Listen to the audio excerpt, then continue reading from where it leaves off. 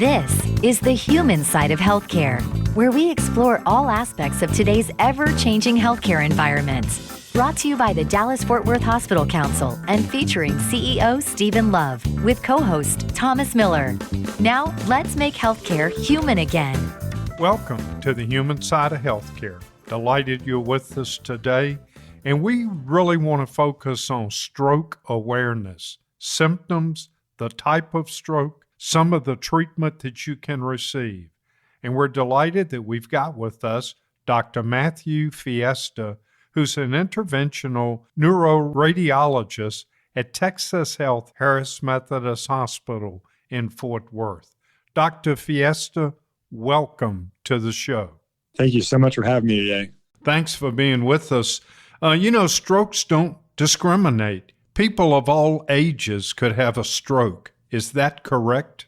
Definitely. That's very true. Stroke affects everyone. No one is immune from a stroke. And it's important to realize that because definitely when you're younger, you may blow off a symptom that's transient. It could last a couple seconds or even a minute and goes away. And you think, I'm okay now. What was that? Did I imagine that happening? Unlike, say, a heart attack where you got extreme pain in your chest and you're not going to ignore that. But a small little lack of sensation in your arm or hand, or maybe some dizziness that came out of nowhere, or maybe you can't speak briefly or understand language. Those are, warning signs of maybe a bigger stroke to come. So you should not ignore those symptoms and know that, hey, just because I'm younger, that I'm not immune from a stroke. I may have a stroke still. And it's important to know your family history, see your doctor regularly, know your risk factors. So stroke is a very debilitating disease. I mean, it affects, it's like 795,000 people had a stroke last year, according to the CDC, and 610,000 of those were like new or first-time strokes.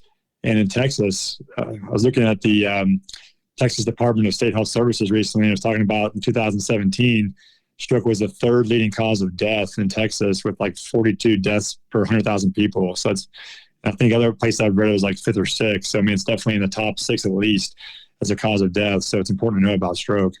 Can you explain the different types of strokes? Definitely. It's a good question.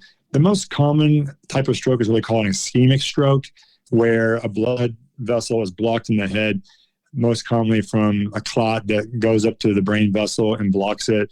And as it's blocking that vessel, the brain is not receiving the blood it needs with the oxygen, to survive, and the brain cells die. And that's called an ischemic stroke. And that's very important to, of course, all kinds of stroke, get to the hospital as soon as possible.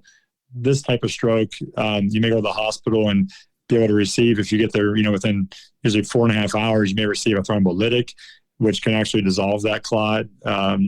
Other things, you may have to go to intervention, where if it's a large vessel blocked, we can actually travel, with long tubes called catheters from the leg or arm all the way up to the brain vessel and actually pull the clot out by using a device called a stent retriever, or even like a suction catheter.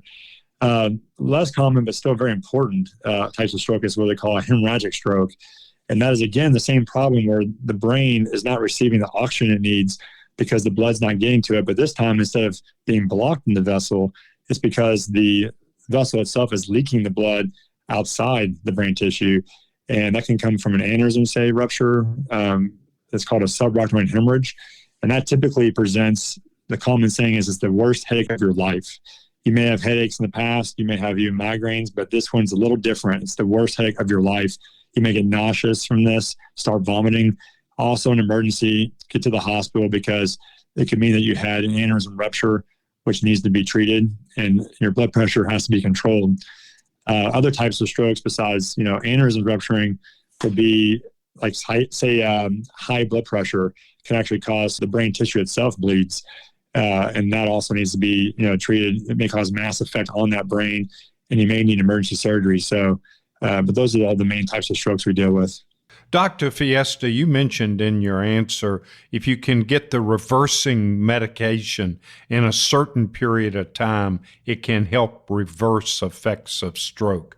So the sooner you get to the hospital, the better. 100%. There's a common saying we have, that time is brain.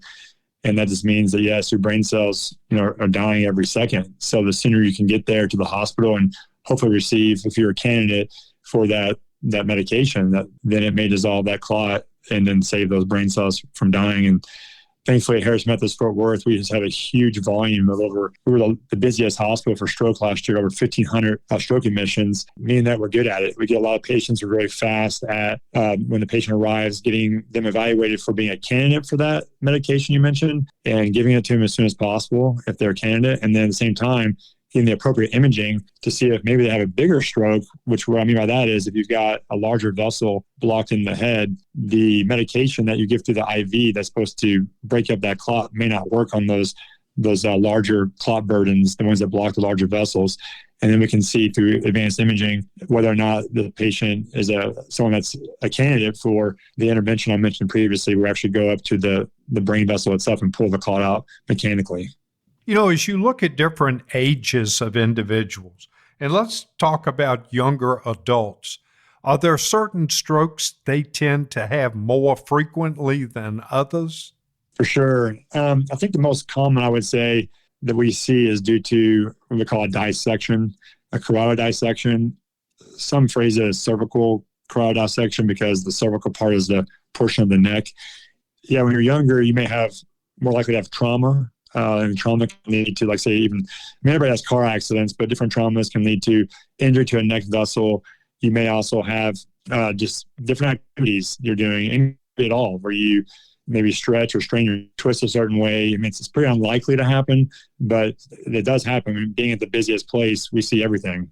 Studies that have been released by the American Heart Association over, I think, the last 30 years show that younger people are having strokes.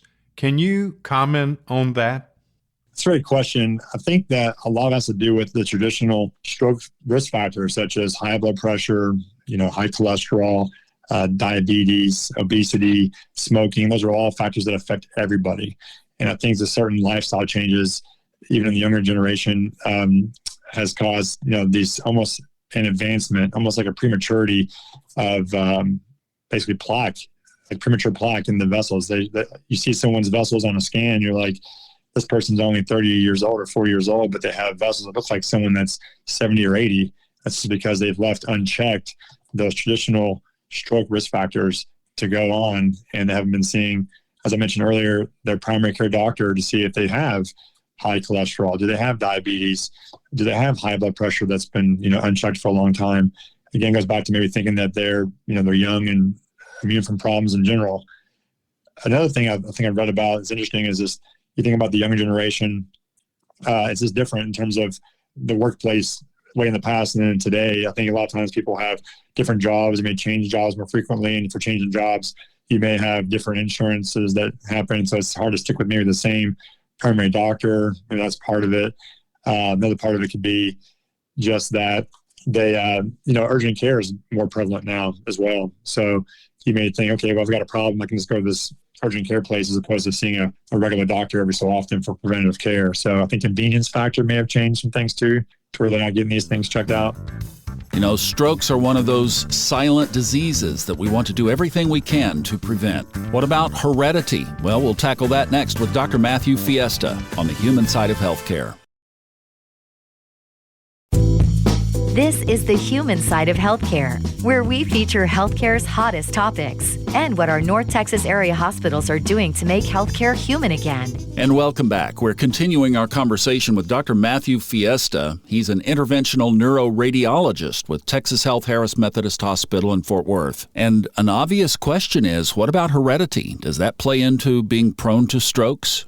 For sure. So just in general, like people that have in their family, say any disorder that has high cholesterol or diabetes, high blood pressure, it's important to know that it's in your family, so that you may think, okay, well, when I'm older in my 40s or 50s, I worry about that then. But if it's something that is in your family, you may get that at a much earlier age and develop this kind of premature plaque in the vessels. So that's a very important thing there. The other thing just to think about is there are some even genetic abnormalities that can occur that make your blood thicker in general. Some things are like antiphospholipid syndrome, sickle cell disease, some other autoimmune diseases can also lead to just having thicker blood and make you want to form clots more easily. So if you were an individual that's had a stroke, and I know it depends on you as a physician evaluating how serious it is, what are some of the treatments for a stroke? Thankfully we have a lot of good practice at doing stroke care at Harris Methodist Fort Worth with our high volume, and we have excellent ED physicians and stroke clinicians that are in the ED that evaluate these patients, and they give them a certain score. They say, one thing it's important to know is those warning signs, or how does a stroke look, I should say. And one thing that the American Heart Association promotes is like the FAST signs. You look for facial droop or arm weakness or speech abnormalities. And then definitely, as you mentioned earlier, time's important. You see those things, and we also use different scoring as well in the ED, looking for those same things. As how severe is the arm weakness? If they have that, do you have a speech problem as well, or do they have maybe neglect? Where a really big stroke, many times you'll see, is someone's eyes will actually look to the side where the blocked vessel is. So for instance, let's say you're right-handed, it's more common to have your speech on the left side. That's where the center for speech is. So if you had a left-sided stroke, the eyes may be deviated to the left, and then the whole left brain controls the right side of your body. So you would have problems with your right arm, you have right facial droop, you would have a problem speaking, maybe both speaking language and understanding language. But once we see that, we give them kind of a score of how severe it is. And if it's in a certain time window, for sure they get evaluated for any eligibility for the thrombolytic. And once they pass the eligibility, they'll give them that intravenous medication to help go through the whole system, hopefully go to that clot and break it up. At the same time, we also get, before we do that thrombolytic, though, we'll get a CT scan, because we mentioned those types of stroke, right? There's one was ischemic stroke, where there's no bleed, it's just that a vessel is blocked. But if they see that the brain has a bleed on it, then they realize that the same kind of symptoms you're feeling aren't from a blocked vessel, but it's actually from the bleed you had. And in that case, you don't want to give anybody that thrombolytic to break up the clot, because that'll cause worse bleeding. So the first thing I always do is you're into the ED with a stroke, go to the scanner, get a CT scan, make sure there's no bleed. At that point, if they're eligible for the thrombolytic, give that. At the same time, then, if they have a pretty severe stroke, we'll then also get what they call a CT angiogram, which looks at the vessels in the head, and many times also a CT perfusion, which is basically looking at how the flow is moving through the brain over time. And it shows basically if someone is a candidate, there's a brain to save for this patient. An individual should really know the symptoms of the stroke, because it could be a loved one, a friend, or a family member who's got the drooping and the movement in the eyes that you talked about, and they may not realize they're having a stroke. So you should be keenly aware. Would you agree? 100%. I've had a patient once that I saw in my clinic that we treated her for a stroke, and she thankfully recovered fully. Came to my clinic, and she explained to me that, she was having the stroke and kind of knew it, but she couldn't do anything about it. She was on the floor for a while, and then finally she remembers her daughter coming over and seeing her on the floor and calling 911. So it's really, you think almost, if I'm having a stroke myself, I can maybe alert somebody or get help myself in some way. But it really is kind of a silent emergency, where it really does depend on those around you, the public, your loved ones, anybody, to see that and act on it right away. People that are having symptoms of a heart attack many times take an aspirin. If you're having the definite symptoms of a stroke, should you take an aspirin? Definitely not. It's because you're not sure what kind of stroke you have yet. So it could be, the ischemic stroke where the blood vessel is blocked by clot. But then the other one you may have is the hemorrhagic stroke, where you actually have a bleed on the brain, and by adding aspirin, you can make the bleed worse. So it's important to not take anything at all. But it's important to know, as a family member, when someone comes in, to have all the medications of the patient available, so we can know, hey, has this patient received? So they know what medications we can give and what we're dealing with from a stroke standpoint. But it's important to know, as a family member, when someone comes in, to have all the medications of the patient available, so we can know, hey, has this patient received? So they know what medications we can give and what we're dealing with from a stroke standpoint. Another question. Individual is not feeling well, has a few symptoms of a stroke, and says, I'm going to lay down and rest or take a nap and see if I feel better. You could have a stroke in your sleep, correct?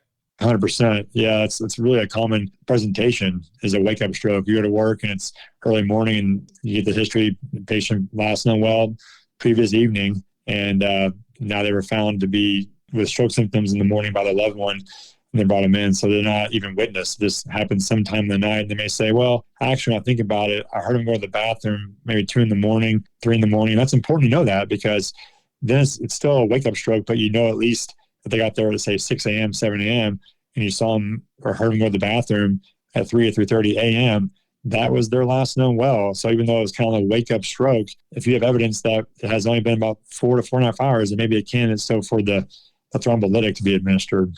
If the patient or the patient's family does not know the time frame of when the stroke began, so you don't know if you're within the 4.5 hour window, is there any danger to give the medication without knowing the time frame?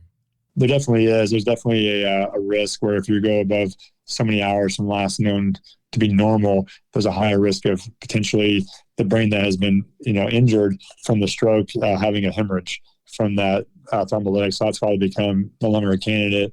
But there are some, evaluations looked at on MRI. There's a thing called a wake-up trial that looked at maybe, MRIs may indicate there's no major injury yet, and there's no certain changes on certain MRI sequences yet. So even though we don't know exactly when you're last known well by the imaging characteristics, you're probably, less than 4.5 hours.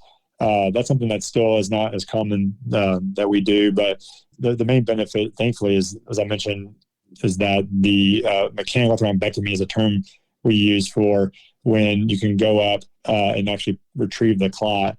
And thankfully, when patients are not a candidate for the medication thrombolytic, then they are still a candidate for the mechanical means to pull the clot out. And that has just saved so many extra patients, because all of a sudden now, many who weren't even candidates because they didn't know the last known well time, they become a candidate. And that comes down to, again, not everybody is a candidate, but what you look at is you get a CT scan, which is basically just a picture of the brain, and see, is there already a lot of damage or not? Is a bunch of territory of brain already injured? And if it's a large area, those patients at this time are not even candidates for the mechanical means. But if someone comes in and have a CT scan and you don't see any changes yet, maybe a little bit here and there, very subtle, nothing major, and then they get that perfusion scan I mentioned, which shows is their brain to save, then yes, they're definitely a candidate. You basically see, how much brain you can save. It's just a matter of getting that clot out. And so I'm really, thankful that we have the ability to know that now with certain imaging. This is so exciting. What a new frontier in medicine. And it's rapidly changing by the month and by the year. Yeah, very much so. I mean, every year I feel there's a newer device. You mentioned, getting in the brain, how do we get in there? I mean, the clots we're chasing now are pretty far, and they're very small vessels. I'm talking like 1.3 millimeter vessels. We're going in there and sucking out these clots, and now we're getting tools that are even smaller and more, navigable. You think about how many turns you take going up all these vessels, and some people are curvier than others.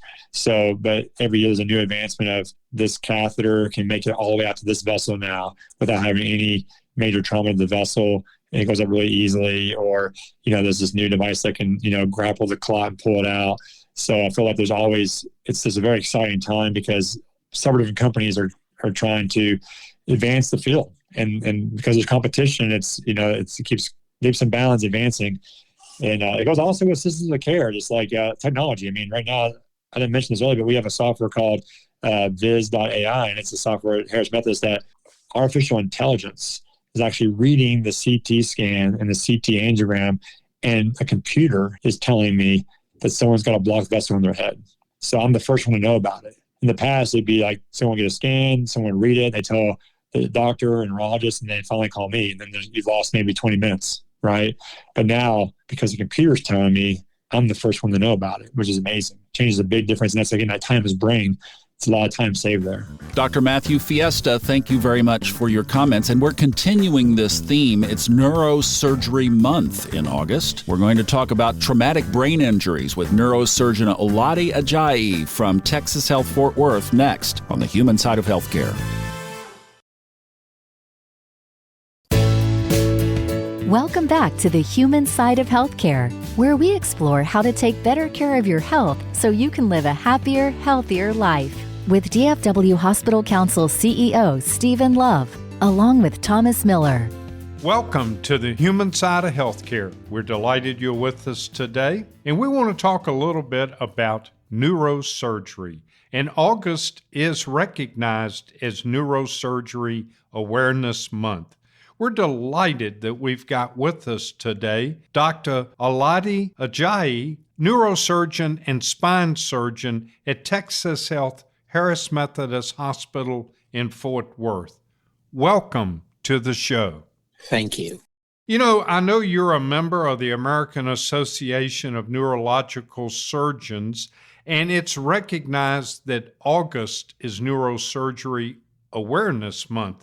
But for our listeners, what would you like to stress as key neurological conditions that we should always be cognizant of?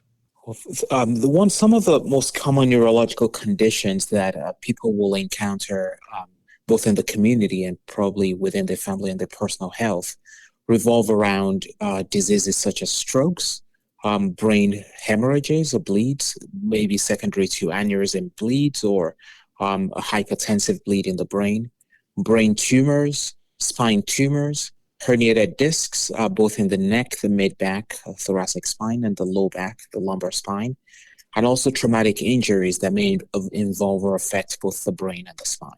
You know, you mentioned in your answer traumatic injuries, and when we refer to traumatic brain injuries, also called TBIs, what does that entail? The CDC describes TBIs, or traumatic brain injuries, as a bump, a blow, a jolt to the head, or a penetrating injury, such as a gunshot wound to the head, which usually affects how the brain works or functions.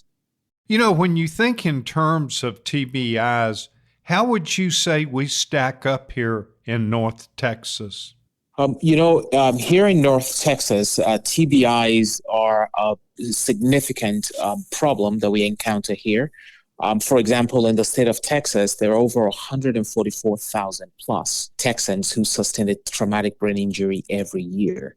And about almost 6,000 of these people are permanently disabled every year from a traumatic brain injury. And about 2% of our population, coming to a total of about 381,000 people, are currently living with a disability related to a traumatic brain injury. Now, to provide perspective as to how that compares to the national statistics, there were over 64,000 TBI-related deaths, for example, in the U.S. in the year 2020, and about 176 TBI-related deaths in the United States every day. And probably at least about 10 to 15 of those deaths occur in the state of Texas. Wow, that is some statistic to think that 10 or 15 people in the state of Texas die from TBIs every day. Thank you for that information. I'm going to switch a little bit to spinal cord injuries, also known as SCIs. And, you know, the World Health Organization estimates that every year 250,000 up to 500,000 people suffer from an SCI. What is your advice to our listeners on preventing SCI injuries? Those numbers and those statistics are very unfortunate and jarring. The good news there is that a lot of spinal cord injuries are actually due to very preventable causes. The most common one being road traffic accidents or motor vehicle accidents, or falls, which we generally see particularly in the elderly population, or even acts of violence. Your motor vehicle accidents, to a degree, can be avoided or limited as much as possible within our power. Paying attention when one drives, being aware of one's surroundings are some of the most basic things that may help prevent that. Riding a motorcycle with a helmet or riding a bicycle with a helmet is also a very important thing to do. Generally, if one has a loved one who's older and is more prone to falls, being around, being available, and making sure that loved one gets the necessary help they need to help limit the number of falls they have. And of course, avoiding sort of violent injuries, particularly gunshot injuries, other forms of violence that may cause significant spinal cord injuries are also ways one can prevent these. When someone has a problem and they suspect there's a neurological issue, but let's assume it's not from trauma, what are some of the common symptoms that maybe they experience and they know they should seek professional help? Some of the most common symptoms that people experience that may be related to a neurosurgical problem is generally pain related: neck pain, back pain, pain down the arms or legs, which we refer to as radicular pain, difficulty controlling one's bowel or bladder functions, trouble with gait or balance, or even other things such as slurred speech, intractable or severe headaches, real bad nausea that is atypical, vomiting, or progressive lethargy are some of the most common symptoms that one may have. And typically, if one were to have some of these symptoms, if particularly the more worrisome ones, such as severe headaches, nausea, vomiting, lethargy, weakness in the extremities, or loss of bowel or bladder control, one should go immediately to the closest emergency department for evaluation. If it is one of the other symptoms, such as severe pain in the limbs, numbness, tingling, or things of that nature, then seeking the advice of one's primary care physician, who would usually initiate imaging studies to investigate the cause of the symptoms, would be the first step. You're listening to The Human Side of Healthcare. We're talking about preventing and treating traumatic brain injuries. Our guest is neurosurgeon Dr. Olaide Ajayi from Texas Health Fort Worth.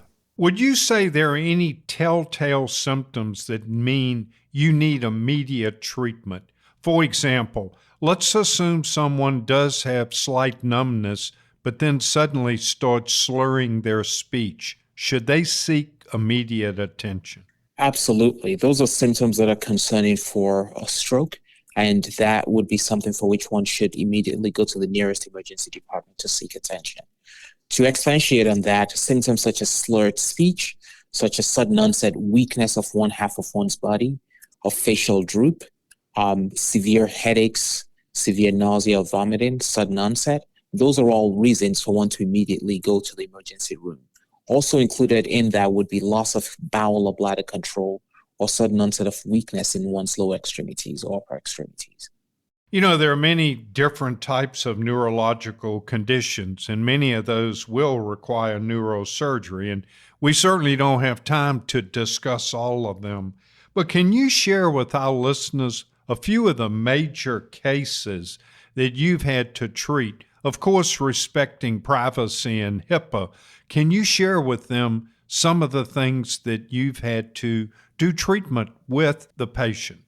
Yes, some of the most common surgeries that we as neurosurgeons typically do revolve around the spine, degenerative disc disease that may cause debilitating pain, nerve injuries, or compression of nerves or the spinal cord. So this would require these surgeries involve performing discectomies, both in the neck or in the thoracic or lumbar spine. Also instrumented fusions or fusion surgeries for unstable fractures, usually related to trauma, some of the other common things we deal with. Other common things include brain tumors, as well as spinal tumors, in addition to trauma to the brain, which may require surgery, such as subdural hematoma, which is a bleed in the brain, or a traumatic brain injury that may also require a neurosurgical intervention. We're very blessed here in North Texas with the healthcare facilities we have and physicians very talented like yourself. Can you help our listeners understand some of the recognition, some of the certification benefits related to facilities that treat neurotrauma? Yes, our hospital, Texas Health Harris Methodist Hospital in Fort Worth, is actually the first facility in the United States to have earned the Joint Commission's Gold Seal of Approval for neurotrauma certification. And what this means is that our hospital here in Fort Worth has the highest level, or is the first hospital to have this highest level of neurotrauma certification, which means we're able to take care of all and every kind of complex traumas involving the neural axis, involving the brain, the spine, and things of that nature. It's always what I call cutting edge technology that we see in many of the treatments of different diseases. As you look to the horizon, are there any things in neurosurgical care that excite you that will be beneficial in the future? Absolutely. Neurosurgery is a specialty that is truly on the cutting edge of technological advancement. It means that it's a specialty that relies heavily on technological advances, and it's a specialty that benefits from those improvements in technological advances. Some of these advances involve the use of robotics in performing surgeries both in the brain and the spinal cord. Some of that also involves the use of artificial intelligence with predictive analytics in a way to predict the outcome from surgery so that one can tailor the intervention performed and also in real time evaluate whether the goal has been accomplished, and if it hasn't been, have a way to make corrective changes while the patient is still in surgery.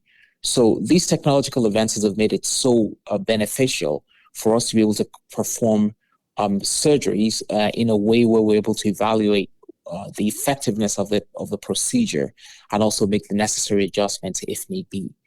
In addition, the future is also bright with regards to the use of minimally invasive techniques, which helps us accomplish some of the same things we'd accomplished in the past with more complex and more invasive surgical treatments. And so it's a very exciting time to be in neurosurgery with regards to the application of technological advances in the specialty. And there's a lot to look forward to in the future. Wow, using AI in brain surgery. That's worth drilling down more on, which we'll do next with Dr. Olaide Ajayi from Texas Health Fort Worth. And don't forget our podcast and our YouTube channel, The Human Side of Healthcare. Covering the healthcare topics that matter most to North Texas. This is The Human Side of Healthcare with DFW Hospital Council CEO Stephen Love, along with Thomas Miller. Welcome back. August is Neurosurgery Month, so we're talking about not only strokes in our first segment, but preventing and treating traumatic brain injury. Here with Dr. Olaide Ajayi, a neurosurgeon from Texas Health Fort Worth. We're picking up where we left off, talking about artificial intelligence in brain surgery. So there is some artificial intelligence that is you're actually performing the surgery that can help predict the outcome, and it may help you adjust the surgical procedure to maximize the outcome. Did I understand that correctly? Absolutely. For example, in the field of spine surgery, the use of robotic technology can help in very safely and accurately placing hardware in the spine. The use of neuronavigation, which is actually similar to a GPS system, helps us in real time know where we are and make those micro adjustments as necessary during the surgery. And for example, another piece of technology is the use of a scan that helps you evaluate the position of the implants. And if the position is suboptimal, you can actually revise it right there and then before the patient actually even wakes up from surgery. And similar techniques and technologies are available and being used in the brain as well when it comes to performing brain surgeries, for example. One being the option of being able to get a scan or an MRI during the surgery to evaluate the extent of a tumor resection so that if there's a residual tumor that one did not recognize, one can still go after that before the patient wakes up. And these are just ways to make sure that we're doing the best we can to accomplish the goals that we've set prior to surgery, and to assess ourselves during the procedure to see how close we've come to accomplishing that goal and make necessary adjustments towards that end if necessary. That's amazing. And especially if you can adjust and do other things during that surgery, it prevents you from having to go back later and do additional surgery. Is that correct? Absolutely. You know, you mentioned minimally invasive as we go forward. I'm assuming there's always a risk of infection with any surgery. By having that new minimally invasive coming forward, would that help reduce infections in the surgery you perform? Absolutely. That is one of the well-known benefits of utilizing minimally invasive approaches when feasible. Now, I say when feasible because there are certainly some problems that are still not best treated through a minimally invasive approach. But having the opportunity or ability to do both of those approaches gives one as a surgeon the ability to guide a patient and help guide them towards the best treatment option for them. But if a minimally invasive approach is an option for a patient, it certainly has a lower risk of an infection and a quicker recovery time post-surgery than the traditional open approaches. Dr. Ajayi, this is Thomas. Let me just ask you a question here. Yes, sir. Because I went over the handlebars of a bicycle when I was 9 years old, and it definitely impacted some things. So today, what are some of the cutting-edge treatments if somebody has had a traumatic brain injury? Well, the traumatic brain injury, there are two sides to the treatment of traumatic brain injury. One side is the acute side, which is if one were to have a significant brain injury or trauma, there could be a lot of swelling of the brain, which could significantly cause a lot of pressure on the other parts of the brain, and some of that could be very dangerous. In essence, one could die if there was significant intracranial pressure, significant pressure on the brain as a result of a trauma. So the acute phase of the care revolves around making sure that that is identified and addressed, and that the swelling and the secondary injury as a result of primary traumatic injury is addressed and mitigated as best as possible. So that's the acute phase, and that's what happens in the hospital. Now, the long-term sort of more chronic phase is now helping the individual identify what the deficits are that they may have had from that trauma and finding ways to recuperate and recover from that trauma. So the advances with regards to that aspect of care revolves around early diagnosis with the wide use of brain MRIs, for example, in traumatic brain injuries. We're able to identify subtle injuries that may not have been as obvious on a CAT scan. The goal of and role of treatment with that aspect of care then revolves around the use of rehabilitative services. And there are a lot of specialized rehabilitative services that are geared towards the management of traumatic brain injury in the area. And these services sort of aim at the goal here is to help the individual recover as much functional recovery as possible, generally within the first few months after that, because it begins to plateau. The recovery plateaus after that. So the advances in that phase have revolved around the rehabilitative side of things, physical therapy, occupational therapy. And then there are more cutting edge therapies that revolve around, for example, speech therapy and adaptive therapies. For example, there are therapies that are still being developed, which have been rather difficult to bring to the market because of how technically challenging some of these are, which have revolved around the use of, for example, brain-computer interface with patients with severe traumatic brain injuries who, for example, may have lost use of one side of their body or an extremity, to be able to rewire that extremity to be able to function again like it was before. That is some of the cutting-edge stuff now. Well, that's why you said you're so excited to be in this field, right? Absolutely. It changes so rapidly and for the better each day. Oh, that's just great. Now, you and Steve talked about two different areas of the body. One was the brain, the other was the spine. So I just had the question, is spine degeneration genetic? And if it is, what you bring forward from the choice you don't have in life, right, your parents, is there a way to preserve your spine? Yes. So to your original question, yes and yes. Spine disease is genetic, and some of it is not genetic. So it's genetic in the sense that arthritis is a big basket in which we throw a lot of degenerative changes that affect joints. And the spine is many, many, many joints stacked one on top of each other from the neck all the way to the tailbone. So there is a genetic component in the sense that families that have issues or medical problems such as arthritis that may affect the joints are likely to then have family members with spine issues over time. So there is that aspect. There is the non-genetic aspect, which is simply that if one has a frame, which would be the skeletal structure of one's body, and one were, for example, to put that frame through more strain than it's meant to be put through, such as added body weight, to very strenuous and excessive physical exercises. These are some of those things that may result in more wear and tear faster than it would otherwise have happened without those strains. So that aspect of it is not genetic. That aspect of it is lifestyle. So I tell my patients, for example, there's the part where I encourage my patients to be as active as possible. because excess weight is damaging to the spine because that's more weight on the frame. There's the other aspect where I tell them, well, too much physical activity could also be damaging to the frame because that's more wear and tear over time as well. And so it's about finding that balance where one is physically active, but not too active that one begins to damage his or her spine or skeletal structure. I was going to ask you, is there a specific exercise that we can do, people in their 40s, 50s, 60s, who don't have any spinal injuries or disease that they know of now, a targeted exercise that they could do where they could prolong or prevent deterioration that's safe for the spine? Yes, and those exercises would revolve around strengthening the core muscles. When I speak of the core muscles, I speak of the muscles of the chest, the abdomen, the sides, and the back. These are the muscles that provide structural support for the spine.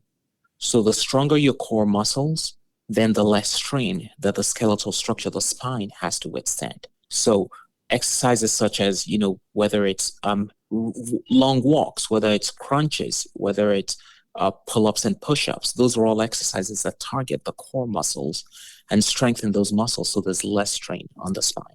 Dr. Olaide Ajayi, neurosurgeon from Texas Health, Fort Worth, one of the areas of medicine that is on certainly the edge of technological revolution. Steve, speaking of, I don't know, hope you're staying cool in this hot weather.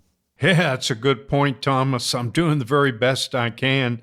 Obviously, I'm staying inside quite a bit. Would like to get out more. But for our listeners that are also staying inside, great time to listen to our podcast, our YouTube channel, and catch up on any of the human side of healthcare episodes that you've missed. Thanks for being with us, and join us next week for the human side of healthcare.